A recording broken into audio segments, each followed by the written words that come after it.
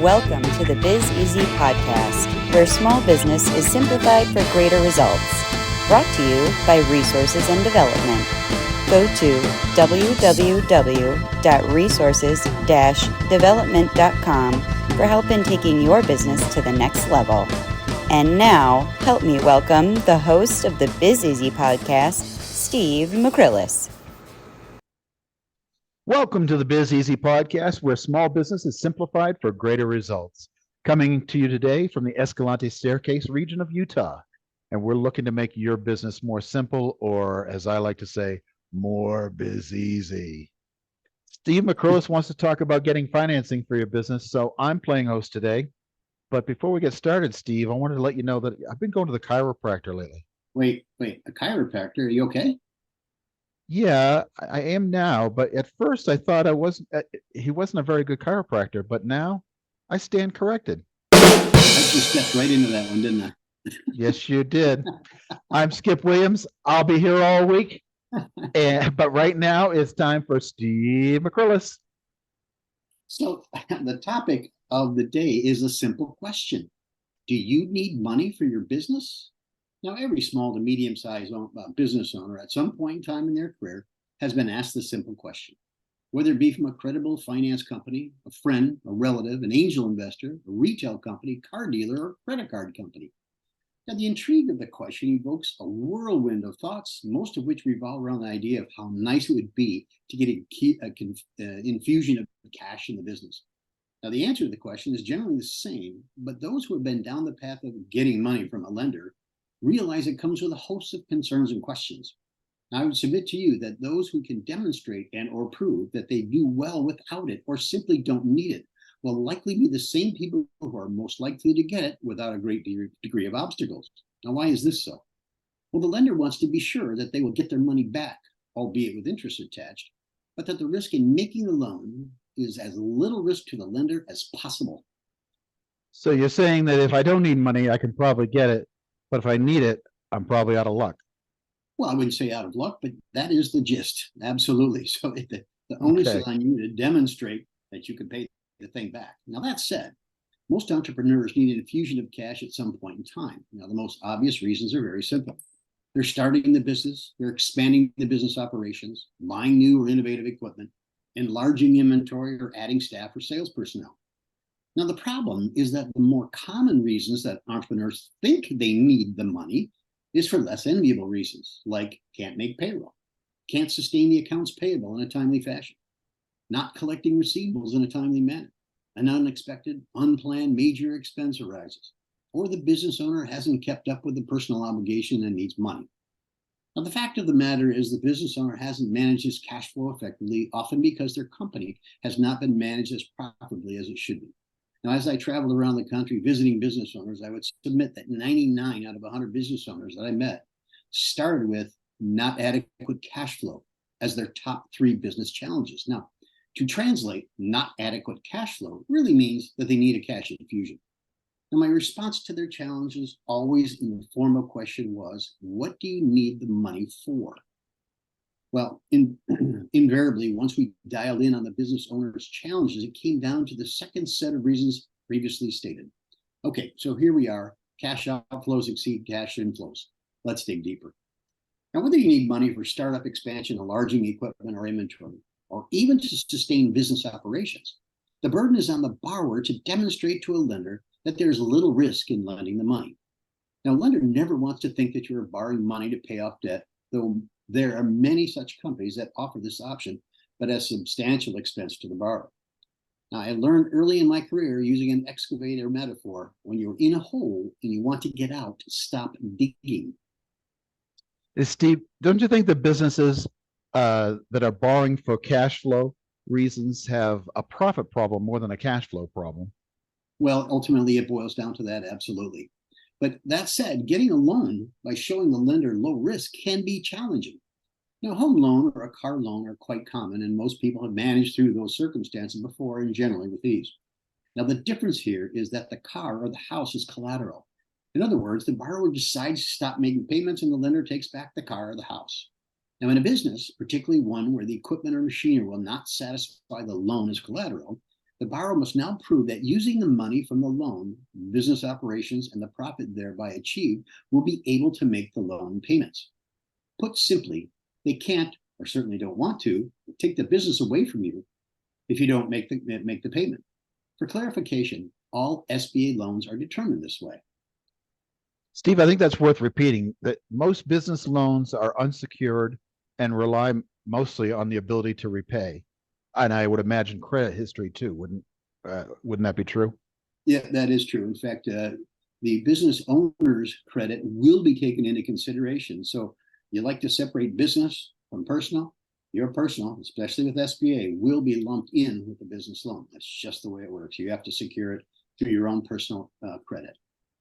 Yeah, no matter how you try to protect the liability of the corporation, the lenders always want to pierce that veil and put you personally responsible for the debt as well as the company. More accurately, separate the liability of the corporation from their personal affairs. Absolutely true. Right. So what do I need before I go to the bank?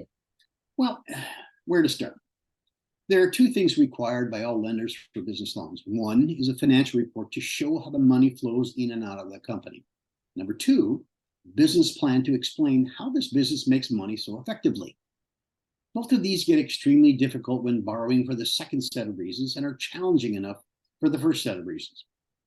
On step one, the business must figure out exactly how much money you have coming in, which are inflows, and exactly how much money you have going out, outflows, and the schedule of each. Now, this is a fundamental need. In the case of a startup, the process is the same, except the inflows and outflows will be projections based on similar business models.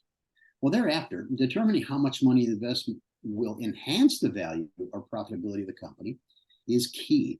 In other words, you borrow to gain a return on investment. If you understand the fundamentals of an income statement and a balance sheet, you will notice that loan payments do not appear on the income statement, only the interest. An accounting lesson for another day. Thus, the operating profit of the company must exceed the debt service or loan payments to determine that a loan is feasible. And this is how you demonstrate that the risk to the borrower is minimal, which is critical.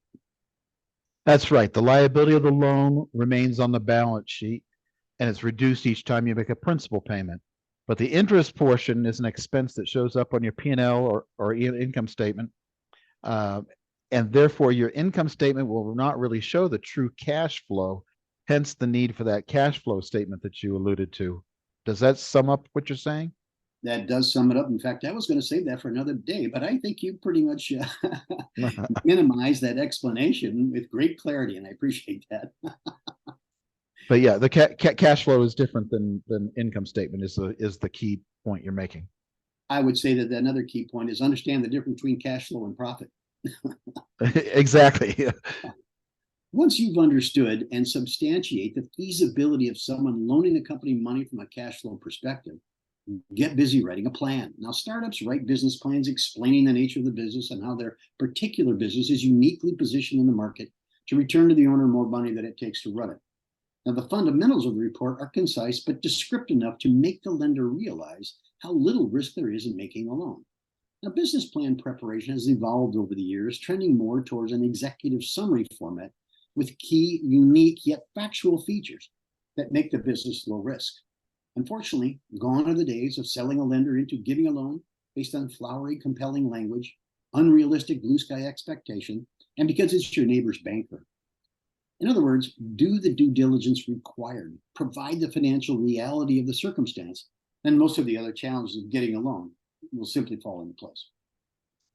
Steve, I just want to remind everybody at this point that we did an episode recently on business plans.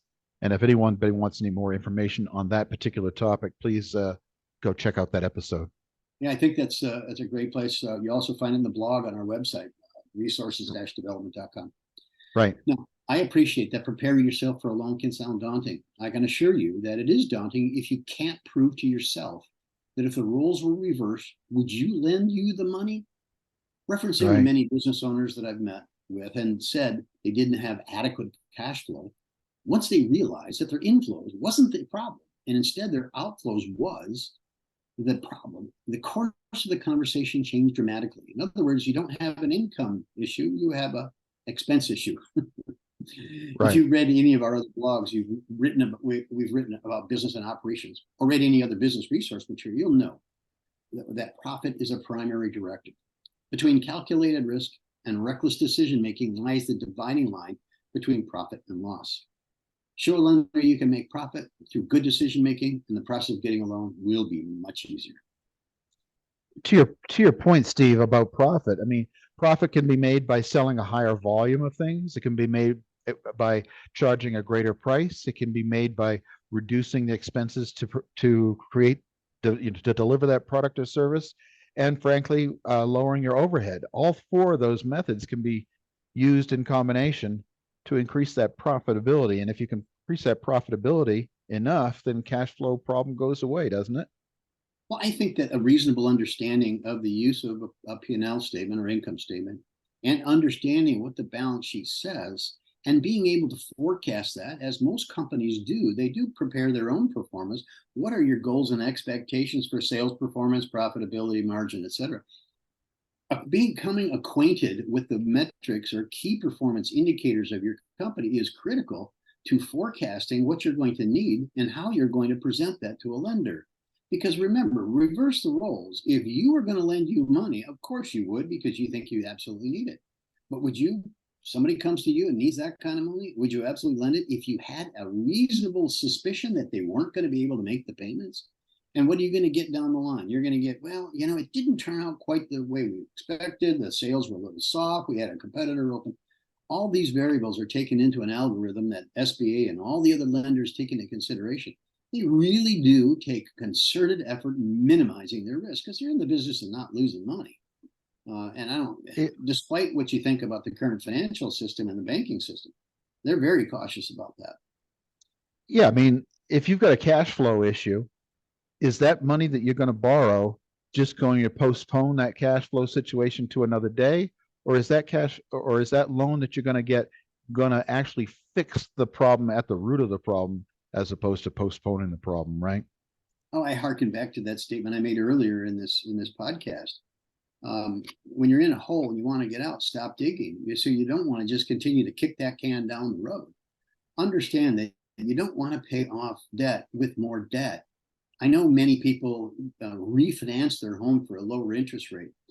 Small business loans are typically 10 years. That's typically it.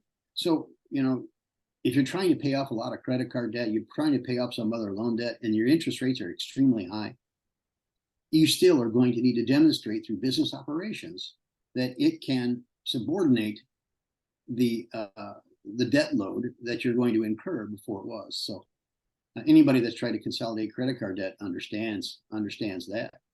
But banks are not terribly enthusiastic about lending money to pay off other debt, unless you have a significant change in your profit position or the margins of your company and your sales are exploding. That's right. My advice to business owners is always, there's only two legitimate reasons for borrowing money. One is if that money can increase sales, or the second reason is if that money can decrease expenses. And so you always want to perform an ROI analysis before pursuing that debt. Here's the money. What am I going to do with it that's going to either increase sales or decrease my expenses, or both? And it may be difficult to understand how borrowing money can decrease expenses, but it may have something to do with upgrading equipment or going exactly automated or something to that effect. But that's exactly what it is. If you're reducing your labor force as a result of some automation, I know I've been to many cabinet manufacturers that use a lot of CAD designs, and they're using equipment that is cutting out parts one after the other, when otherwise they would have had somebody on a machine doing it by hand. So when you use those kinds of things, it obviously does make a difference. But those expenses are very high too. It takes a while to make that money back. Yeah, you need a $150,000 machine. That's not going to pay for itself overnight, and therefore you need some financing. But over time, that's going to save you a ton of labor cost, and be more efficient, more accurate, less waste, all those things. Put numbers to all that and figure out how long the payback is. And show your bank how you're using this money to save money, or like I said, bring in more revenue. I want to underscore that point that you made. When you're talking about it is going to make money over time, you should be able to calculate exactly how much time it's going to take to pay itself back, if you will. And Exactly. if it exceeds the timing of the loan, well, that's going to be a problem. And again, remember what the lender's looking for. They want assurance that they're going to get paid and then some.